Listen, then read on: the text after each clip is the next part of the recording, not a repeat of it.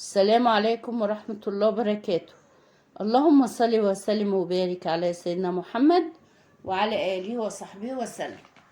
إن شاء الله هعمل معاكم فاصوليا خضراء ني في ني بطريقة سهلة وبسيطة، وإن شاء الله تعجبكم.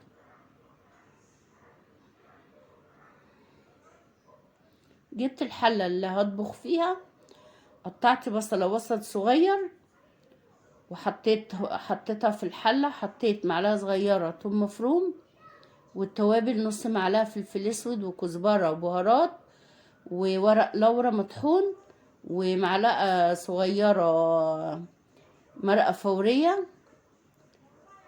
هدعك بقى وحطيت ملح، هدعك كل ده مع بعضه. ودي الفاصوليا جايبة نص كيلو، قطعته وغسلته وصفيته.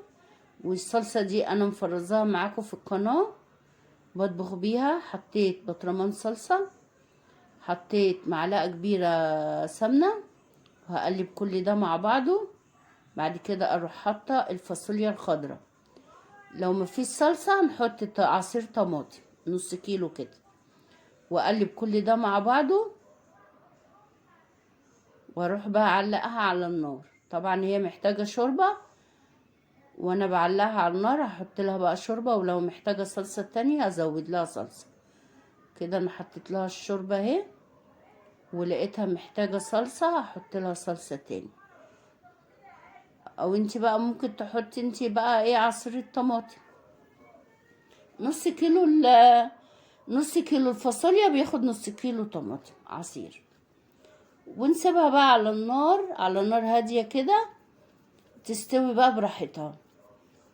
وتتابعيها عشان لو احتاجت شوربة ممكن تحتاج شوربة تاني، تتابعيها بقى عشان لو احتاجت شوربة نحط لها. هنا كانت خلاص خلصت. بتبقى طعمها جميل جدا، مميزة، وبتبقى خفيفة متبقاش تقيلة، وطعمها جميل جدا. ان شاء الله هيعجبكم. الطريقة دي جميلة. قدمي معاها بقى رز بشعرية، وبألف هنا وشفا. ما تنسوش الاشتراك واللايك، والسلام عليكم ورحمة الله وبركاته.